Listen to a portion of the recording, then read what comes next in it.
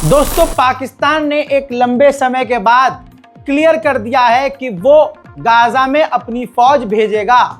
इस पर बहुत सारी कंट्रोवर्सी पहले ही बन चुकी है, लेकिन अब बता दूं, डिप्टी सीएम विदेश मंत्री इसहाक डार ने कह दिया है कि हम अपनी फौज, पाकिस्तान की फौज गाजा में भेजने को तैयार हैं। कंफर्म कर दिया है, भेजेंगे। और डिसआर्म करना, हमास से हथियार डलवाना, यह हमारा काम नहीं। स्क्रीन पर आप दैनिक भास्कर की रिपोर्ट भी चेक कर सकते हैं। गाजा में सैनिक भेजेगा पाकिस्तान, डिप्टी पीएम बोले वहां हमास से हथियार सरेंडर नहीं कराएंगे, दूसरे देश भी इसमें दखल ना दें। सारी दुनिया को पता है कि गाजा के अंदर इजराइल ने अपने खतरनाक और नए हथियारों का इस्तेमाल किया है। बड़ा खुलासा कतर और आयरलैंड ने किया है। कतर और आयरलैंड ने कहा कि गाजा के अंदर इजराइल ने आम लोगों के ऊपर केमिकल हथियारों का इस्तेमाल किया है। कतर और आयरलैंड ने मांग की है कि इसकी इंटरनेशनल लेवल पर जांच की जाए। ठीक इसी तरह से स्पेन में जबरदस्त प्रदर्शन जारी है।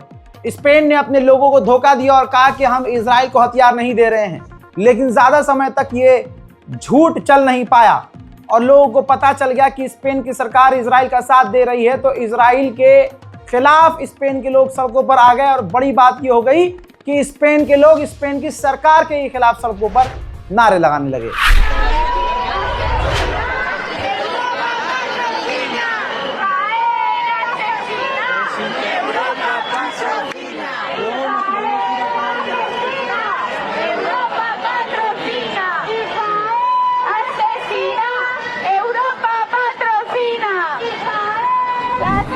हजरात, फ्रांस का भी हाल यही है। भारत के मुसलमान बेचारे अपने आप को बचा नहीं पा रहे, वो फिलिस्तीन के लिए क्या ही बोलेंगे। ऐसे में फ्रांस के लोगों को देखिए, फ्रांस के लोग कम से कम गैर मुस्लिम होके भी फिलिस्तीन की आवाज बुलंद कर रहे हैं।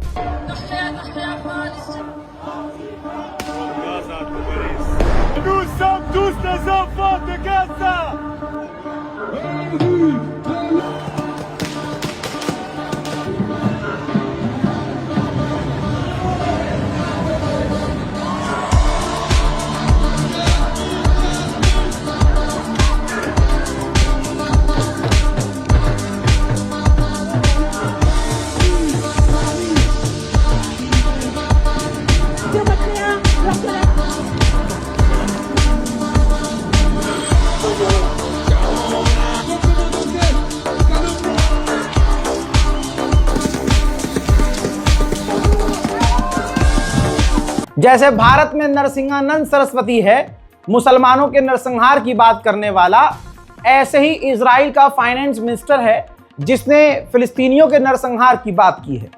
अब उसका इन्फ्लुएंस देखिए या इजरायलियों की बचपन से मानसिकता देखिए। वो जब एक स्कूल में गया जहां छोटे छोटे बच्चे थे, वो उसे देखकर ऐसे खुश होने लगे जैसे कि उनका हीरो आ गया और फिलिस्तीन के खिलाफ नारे लगाने लगे।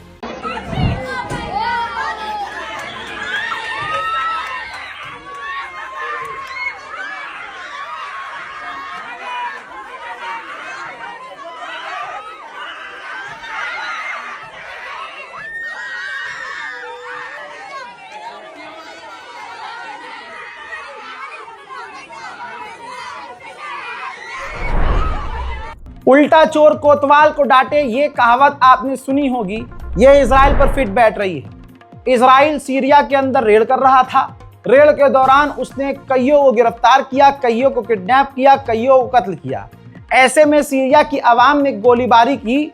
भले ही इजराइल के फौजी मरे नहीं, लेकिन उसके बाद मैंने कल आपको सुबह ही सुबह बता दिया था कि इजराइल ने सीरिया के ऊपर खौफनाक हमले कर दिए।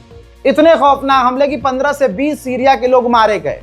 अब उल्टा चोर कोतवाल को डांटे वाला ये हिसाब है कि ये देखिए, स्टेटमेंट जारी किया है इजराइल ने और नाराजगी जताई है, भड़क गया है। कहा कि हमारे लोगों के ऊपर हमला कैसे किया, गोली कैसे चलाई हमारी फौज पर, तो हम इसमें इन्वेस्टिगेशन करेंगे कि इस हमले में कोई सीरिया की फौज तो शामिल नहीं थी, कोई और आतंकी तो शामिल नहीं थे।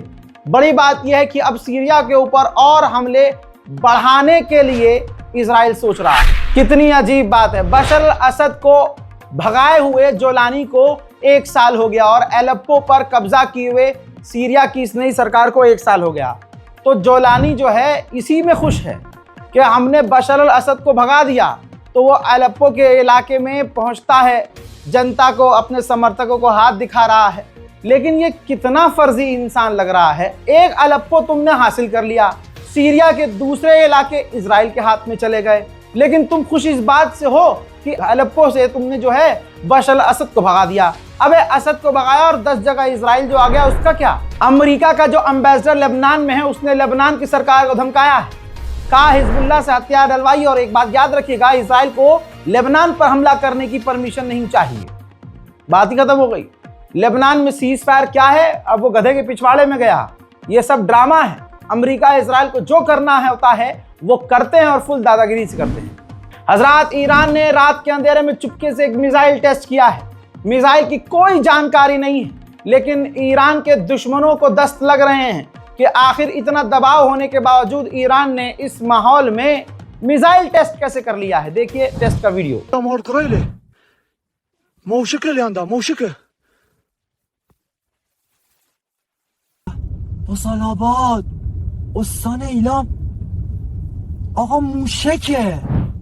उधर ईरान ने अपनी नौसेना को काफी मजबूत किया है। प्रेस टीवी ईरान ने कंफर्म कर दिया है, इसके अंदर फुटेज भी दिखाई गई है। ईरान के नौसेना के अधिकारी भी इसमें नजर आ रहे हैं, ऐलान कर रहे हैं।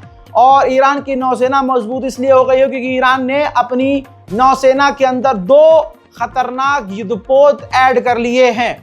जंग के इस दौरान ईरान जहां हर तरफ से परेशान है, ऐसे में ईरान की बढ़ती हुई ताकत देखकर दुश्मन हैरान है। ईरान के नेवल ऑफिसर ने इस दौरान कहा कि विदेशियों को यानी अमेरिका की सेना को हमारे इलाके से बाहर निकलना होगा।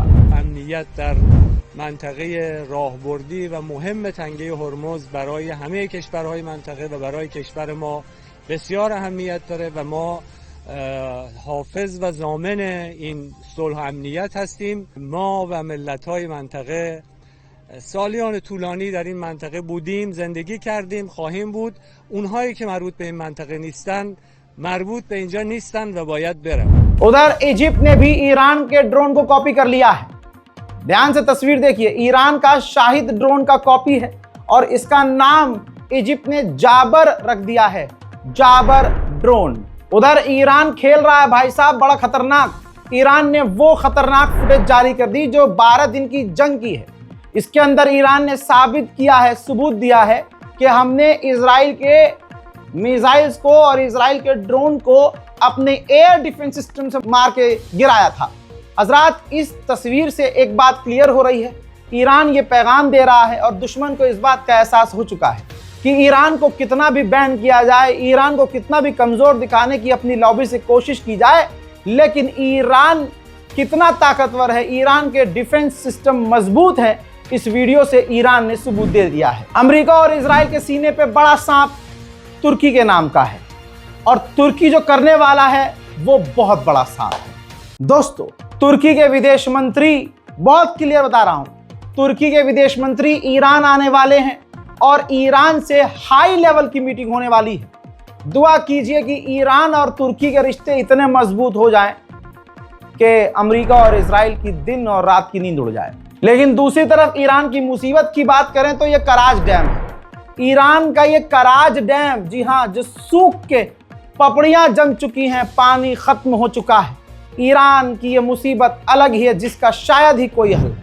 अब क्योंकि सूखा है ईरान में, तो ईरान ने बिजली बनाना भी बंद कर दिया है। बनाना बंद क्या कर दिया, बना ही नहीं पाएगा।